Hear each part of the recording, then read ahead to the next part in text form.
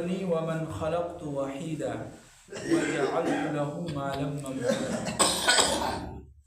पिछले आयत में बात चल रही थी कि अल्लाह ताला अपने नबी सल्लल्लाहु अलैहि वसल्लम को ये हुक्म दे रहे थे कि आप लोगों को डराइए और अपने अल्लाह का तारुफ, अल्लाह का तारीफ़ कीजिए।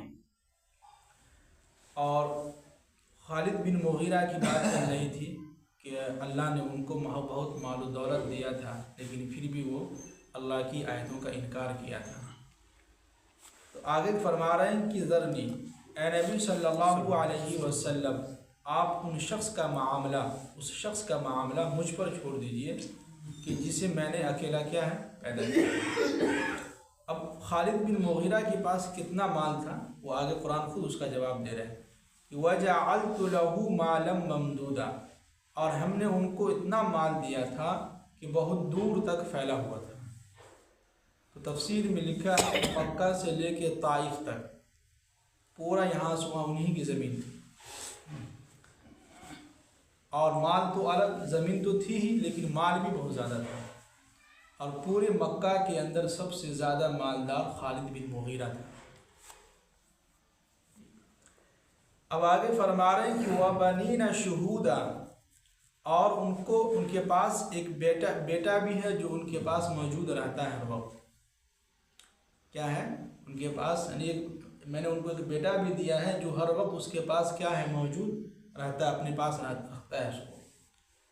अब यहाँ पर एक चीज़ देखिए कि तफसीर में लिखा है कि औलाद का अपने पास होना ये भी अल्लाह की तरफ से बहुत बड़ी नेमत है। कि अगर औलाद अपने पास न हो तो इंसान को अकेलापन महसूस होता है कि नहीं। इसीलिए अल्लाह ताला ने यहाँ पर ख़ास तौर से बयान किया। और सही में उनके पास, खालिद बिन मुगीरा के पास औलाद भी था जो हमेशा उनके साथ रहता था। तो औलाद अगर साथ में रहता है, बिजनेस में भी, हर चीज़ में, हर काम में, तो बाप को एक खुशी मिलती कि मेरे साथ औलाद है, कोई कुछ नहीं कर सकता है। और औलाद भी ये समझता है कि मेरे साथ कौन है, बाप है, मुझे कोई कुछ नहीं कर सकता है। इसीलिए अल्लाह ताला ने ये बयान किया। लेकिन आजकल लोग अपने औलाद को दूर भेजते हैं, किस लिए कि पैसा वहाँ से ज़्यादा आएगा। भाई औलाद इतनी बड़ी नेमत है। हाँ, कमाने की नीयत से तो इंसान को जाना होगा, एक दूसरे को जाना चाहिए, लेकिन इतना भी ना हो कि अपने औलाद को इतना दूर कर दें कि 10 साल के बाद ही मुलाकात हो, या 5 साल के बाद मुलाकात हो, 3 साल के बाद मुलाकात हो। ऐसा भी नहीं होना चाहिए। तो ये भी अल्लाह की क्या एक नेमत है कि औलाद आपके पास मौजूद है, आपके सामने है। ये अल्लाह का शुक्र अदा करना चाहिए हम लोग। अब आगे फरमा रहे हैं कि वमहदतु लहू तमहीदा, और जब भी उसने किसी भी काम का इरादा किया तो मैंने उसके काम के रास्ते को आसान कर दिया। यानी वो जिस चीज़ का इरादा करता था, जिस बिजनेस में भी वो हाथ लगाता था, उस बिजनेस में उसको हम तरक्की दे देते थे। किनको? खालिद बिन मुगीरा को। अब आगे फरमा रहे हैं कि सुम्मा यतमउ अन अज़ीदा, फिर भी ये शख्स, ये खालिद बिन मुगीरा जो है, लालच करता है कि उसे मैं और ज़्यादा दूँ। यानी इतना सारा माल होने के बावजूद भी खालिद मुगीरा ये चाहता था, खालिद बिन मुगीरा, कि मेरे पास और ज़्यादा माल आ जाए। वही नहीं, सब लोग चाहता है। इसीलिए अल्लाह के नबी सल्लल्लाहु अलैहि वसल्लम ने क्या फरमाया कि इंसान का पेट जो है मिट्टी ही भर सकता है। उसको अगर सोने का एक वादी दे दिया जाए, पूरा जंगल पूरा भरा हुआ एक खाली जगह दे दिया जाए सोना से, तब कहे मोती को चाहिए। फिर वो इंसान कहे कि वादी आने, मुझे एक वादी और मिल जाता काश के, और मजा। तो अल्लाह के नबी ने फरमाया कि इंसान का पेट कभी भी माल से नहीं भर सकता है, भरेगा तो मिट्टी ही भर सकता है। मरने के बाद कब्र के अंदर चला जाएगा, सब खत्म। तो आगे अल्लाह ताला फरमा रहे हैं कि कल्ला, हरगिज़ ऐसा नहीं हो सकता है। क्यों? इन्नहु कान लि आयातिना अनीदा, क्योंकि इसने हमारी आयतों का ये दुश्मन बन गया है। यानी ये जो है हमारी आयतों का इनकार कर दिया था। पीछे गुजरा था ना कि अल्लाह के नबी सल्लल्लाहु अलैहि वसल्लम से इसने कुरान सुना तो उसको बहुत अच्छा लगा, तो लोगों में कहा कि कुरान तो बहुत अच्छा कलाम है, ये तो अल्लाह का कलाम लगता है। तो जब अबू जहल ने उनको उकसाया तो क्या कहा कि हम अल्लाह के नबी को साहिर कहेंगे और ये कुरान किसी इंसान का, किसी का बना हुआ अपनी तरफ से पेश कर रहा है। तो उसी की तरफ अल्लाह ताला इशारा कर रहे हैं कि हम इनको कैसे माल दे दें इतना और ज़्यादा, इसलिए कि इसने हमारी आयतों का इनकार किया है, ये हमारा दुश्मन है, तो लिहाजा हम इनको इस माल से और ज़्यादा इसको इजाफा नहीं करेंगे। अब आगे फरमा रहे हैं कि सउरहिक़ुहु सऊदा, और अनकरीब इनको हम एक ऐसी घाटी जो बहुत ही कठिन और बहुत ही ज़बरदस्त घाटी होगी जिसके ऊपर इसको हम चढ़ाएंगे। यानी यहाँ पर जहन्नम की बात हो रही है कि जहन्नम के अंदर एक जगह है, एक पहाड़ है जिसका नाम है सऊदा। तो वो जो इस खालिद बिन मुगीरा को जो है उसी पहाड़ की घाटी पर जो है इसको चढ़ाया जाएगा जहन्नम के अंदर, खालिद बिन मुगीरा। अब आगे फरमा रहे हैं कि इन्नहु फक्कर व क़द्दर, कि इसने बहुत ही, उसका हाल ये था कि पहले उसने सोचा और सोचने के बाद वह क़द्दर, फिर ये बात बनाई, है कि नहीं। अबू जहल ने कहा कि कोई ऐसा नाम रखो कि जिससे उसके नाम पर फिट आए, तो वो खालिद बिन मुगीरा ने बहुत सोच समझ के नाम रखा, क्या, साहिर। तो उसकी तरफ इशारा कर रहे हैं कि इन्नहु फक्कर, इसने पहले सोचा कि क्या नाम रखा जाए, वक़द्दर के बात बनाई कि उनका नाम क्या रखा जाए, साहिर रखा जाए। अब आगे फरमा रहे हैं कि फ़क़ुतिला, तो ऐसे लोगों पर खुदा की मार हो, खुदा की फटकार हो।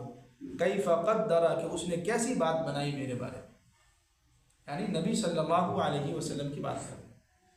फिर कह रहे हैं कि सुम्मा क़ुतिला कैफ़ क़द्दर, फिर दोबारा खुदा की मार हो ऐसे शख्स पर, कैफ़ क़द्दर, कि उसने कैसी बात बनाई। यानी इस कुरान के बारे में क्या कहा कि ये साहिर जादू है, और नबी सल्लल्लाहु अलैहि वसल्लम क्या है, साहिर है, जादू है। अब यहाँ पे एक चीज़ देखिए कि हमारे नबी सल्लल्लाहु अलैहि वसल्लम पर कोई भी कुफ़ार मुशरिकीन जो इल्ज़ाम लगाए हैं या गुस्ताखाना अल्फाज जो इस्तेमाल किया है, तो उसका जवाब अल्लाह ने ख़ुद दिया है। क्या दिया है, ख़ुद दिया है। तो आज हमारा हाल, मुसलमानों का हाल क्या है कि नबी के नाम पर हम लोग सर कटाने को तैयार तो हैं, लेकिन नबी के हुक्म पर हम लोग चलने के लिए तैयार नहीं। नबी कह रहे हैं कि नमाज अदा करो, मस्जिद में आ नहीं रहे हैं। अगर कोई गलत अल्फाज बोल देता है, नबी की शान में गुस्ताखी कर देता है, तो सब तैयार हो जाते हैं रोड पे जाने के लिए। हाँ, ये ठीक है, नबी की मोहब्बत है, लेकिन नबी की मोहब्बत, सबसे पहली मोहब्बत की निशानी क्या है कि आप उनके हुक्मों को फॉलो करें, उन पर, उनके हुक्मों पर अमल करें। अगर आपकी ज़िंदगी में नमाज है और आपकी ज़िंदगी से झूठ छूट चुका है, जो जितने भी हराम काम हैं इन तमाम कामों से बच रहे हैं, तो उसके बाद अगर हम रोड सड़कों पर निकलते हैं, एहतजाज करते हैं, तो फिर तो सही है। लेकिन आप खुद देख लीजिए कि जो लोग रोड पे आपको एहतजाज में नज़र आएंगे, उनमें से आप किसी को भी मस्जिद में नहीं देखे होंगे सिवाय जुमा के दिन के। ये 100% बात सही है, 100% नहीं कर सकते, 90% तो हम इतना जानते हैं। अक्सर लोग उसमें अक्सर नौजवान वही होते हैं जो 5 वक्त की नमाज में आपको नज़र नहीं आएंगे, और जो नमाजी होगा, मोमिन होगा, उनको आप वहाँ नहीं देखेंगे। इसलिए कि अल्लाह के नबी सल्लल्लाहु अलैहि वसल्लम के शान में अगर कोई शख्स गुस्ताखाना आता है, तो ये अल्लाह का मामला है। अल्लाह ताला चाहेगा तो उसको अज़ाब देगा, चाहेगा तो माफ़ कर देगा, हो सकता है अल्लाह ताला उसको हिदायत दे दे। अब यहाँ पे खुद देख लीजिए, खालिद बिन मुगीरा ने कितना सख्त अल्फाज कहा था कि साहिर, बहुत ही ख़तरनाक अल्फाज है ये। और अल्फाज ख़तरनाक इसलिए है कि जबकि इंसान वो काम खुद ना करता हो, लेकिन जैसे अगर मास्टर साहब जो कुछ मान लीजिए कि इनको हम कहते हैं कि चोर है, हालांकि ये है नहीं, लेकिन अगर इनके ऊपर इल्ज़ाम लगाते हैं, जब इनको पता चलेगा तो कितना गुस्सा आएगा। अरे हम तो वो काम कभी किया ही नहीं और मेरे ऊपर ये इल्ज़ाम लगा। तो अल्लाह के नबी सल्लल्लाहु अलैहि वसल्लम नाऊज़ बिल्लाह साहिर नहीं थे, इन लोगों ने लेकिन इल्ज़ाम लगाया। इसी की तरह उसी तरफ अल्लाह ताला जो है उनके ऊपर फटकार कर रहे हैं कि फ़क़ुतिला, खुदा की मार हो ऐसे शख्स पर जो इस तरह की बात बनाता है। तो ये अल्लाह उसके रसूल का मामला है, अल्लाह ताला उनका जवाब देंगे, उनका बदला लेंगे। अब आगे फरमा रहे हैं कि सुम्मा नज़र, जब ये बात बनाई तो उससे पहले जो है बात बोलने के बाद लोगों के दरमियान अपनी नज़र को घुमाया कि देखते हैं कि लोगों के बारे में क्या राय है। ये जो मैं अल्फाज मैंने कहा है इसके बारे में लोगों का क्या रिएक्शन है, ये इसकी तरफ इशारा है। और सुम्मा आबसा व बसर, फिर उसने क्या किया कि अपने यानी गुस्सा दिखलाया और ये दोनों आस्तीन को क्या किया, ऊपर कर लिया। सुम्मा आबसा के माने आते हैं गुस्सा दिखलाना, तेवर दिखलाना कि मैं बहुत ताकतवर हूँ। और वह बसरा, और फिर उसने मुँह बनाया, गुस्सा भी किया और मुँह भी क्या है, मुँह से भी इंसान के समझ में आता है कि सामने वाला गुस्सा में है। फिर आगे फरमा रहे कि सुम्मा अदबरा, फिर उसने क्या किया कि पीछे मुड़ गया। और वस्तकबरा, और गुरूर दिखाया, घमंड दिखाया, तकब्बुर दिखाया। और क्या कहा कि फ़क़ाल, तो कहने लगा कि इन हाज़ा इल्ला सिहरुन युअसर, ये कुछ नहीं है सिवाय ये कि ये एक रिवायती जादू है। यानी ये जो कलाम है और ये मोहम्मद सल्लल्लाहु अलैहि वसल्लम जो कलाम हम लोग को सुनाता है, ये कुछ नहीं, बस एक मन घड़त और मोहम्मद जो अपने तरफ से बना के कलाम हम लोग को सुनाता है, ऐसा लगता है कि ये जादू है। अब आगे फरमा रहे हैं कि इन हाज़ा इल्ला क़ौलुल बशर, और ये कलाम जो है किसी इंसान का लगता है। कितना भारी इल्ज़ाम है, ख़ास तौर से अल्लाह को कितना गुस्सा आया होगा कि जो इंसान ये कह रहा हो कि ये कलाम किसका है, किसी इंसान का है। हालांकि ये कुरान किसकी किताब है, अल्लाह की किताब है। जैसे कि मान लीजिए कि मैंने कहा कि ये किताब जो है फलां साहब लिखे हैं, लेकिन हम उनका नाम नहीं ले रहे, बल्कि ये कह रहे हैं कि दूसरे आदमी लिखे हैं जिनको कुछ नहीं आता है। अब जो किताब लिखा है उनको कितना गुस्सा आएगा कि अरे वाह, 1 साल मेहनत हमने की, इतना इल्म खपाया इस किताब के ऊपर, लिखा हमने और नाम किसी और का हो रहा है, तो गुस्सा आता है कि नहीं किताब लिखने वालों को। इसी तरह ये कलाम किसका है, अल्लाह का कलाम है, लेकिन खालिद बिन मुगीरा क्या कह रहा है कि ये कलाम किसी और का नहीं, किसी इंसान का ही लगता है। अब आगे अल्लाह ताला उसका जवाब दे रहे हैं कि सउस्लीही सक़र, अनकरीब हम इसको जहन्नम में झोंक देंगे। क्या करेंगे, सउस्लीही अन सक़र, कि हम उनको क्या है, जहन्नम के अंदर ढकेल देंगे, झोंक देंगे। अब आगे अल्लाह ताला खुद पूछ रहे हैं कि वमा अदराका मा सक़र, तुम्हें कुछ खबर भी है कि जहन्नम क्या चीज़ है, क्या है। अल्लाह ताला खुद पूछ रहे हैं कि वमा अदराका, तुम्हें कुछ खबर भी है कि मा सक़र, ये दोज़ख क्या है, ये जहन्नम क्या है। तो आगे अल्लाह ताला उसका जवाब दे रहे हैं कि ला तुबकी, ये ऐसी जगह है जहाँ कोई नहीं बच सकता है अजाब से, जहन्नम में जलने से। और वला तज़रु, और न ये जहन्नम किसी को छोड़ेगा। यानी अगर कोई शख्स जहन्नम से भागना चाहेगा तो जहन्नम उसको अपनी तरफ खींचेगा। कहाँ, तुमको यहाँ जलना है, तुम तो सारी ज़िंदगी अल्लाह का इनकार किए हो, सारी ज़िंदगी नबी की नाफरमानी किए हो, तो अल्लाह ताला क्या फरमा रहे हैं कि जहन्नम एक ऐसी जगह है जहाँ कोई भी इंसान न बच सकता है, और जो अगर भागना भी चाहेगा तो वो छूट नहीं सकता है, बल्कि उसी के अंदर। अब आगे फरमा रहे हैं कि लव्वाहतुल लिलबशरी, और ये ऐसी आग होगी जहन्नम की जिससे इंसान के ये खाल जो है इसको झुलस देगा, यानी झुलसा देगा, जला देगा, ऐसी आग होगी। और आगे फरमा रहे हैं कि अलैहा तिस्अता अशरा, और इस जहन्नम की जो दरोगा हैं जो इसकी निगरानी कर रहे हैं वो सिर्फ कितने, 19 दरोगा हैं। यानी इस जहन्नम के जो देखभाल करने वाले हैं जो वहाँ गेट पर मौजूद हैं, ये कितने हैं, 19 हैं। अब यहाँ पर ये समझिए कि अल्लाह ताला ने ये 19 का लफ्ज़ क्यों इस्तेमाल किया। हालांकि कहीं पर कुरान कहता है कि बेशुमार फरिश्ते हैं, क्या है, बेशुमार फरिश्ते हैं। तो यहाँ पर अल्लाह ताला ने इसलिए बयान किया है ताकि काफिरों को समझाने के लिए एक मिसाल से, जैसे होता है कि इंसान कोई मिसाल देकर समझाता है कि हाँ होंगे 10-20 लोग होंगे, कितने, 10-20 लोग होंगे। इसी तरह अल्लाह ताला कह रहा है कि उस जहन्नम की जो निगरानी करेगा वो 19 फरिश्ते हैं जो उसकी निगरानी करेगा, और उस 19 में से एक फरिश्ते के जो नीचे जो उसके अंडर में जो काम करने वाले होंगे वो लाखों की तादाद में होंगे। कितने, उस 19 की जो ये जमात है, उस 19 में से हर एक फरिश्ते के अंडर में जो है 19,000 कई लाख जो है फरिश्ते जो उसके अंडर में काम करेंगे।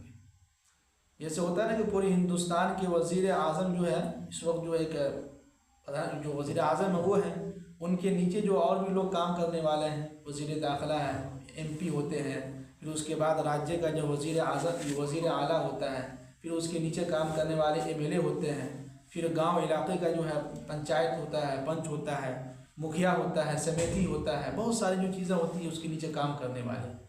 इसी तरह अल्लाह ताला ने एक मिसाल से समझाया है कि 19 फरिश्ते जो उस पर मुकर्रर हैं, लेकिन हर एक फरिश्ते के अंदर जो काम करने वाले हैं वो कई लाख फरिश्ते हैं जी। तो इतने सारे आयत में समझिए कि अल्लाह ताला खालिद बिन मुगीरा के बारे में बतला रहे थे।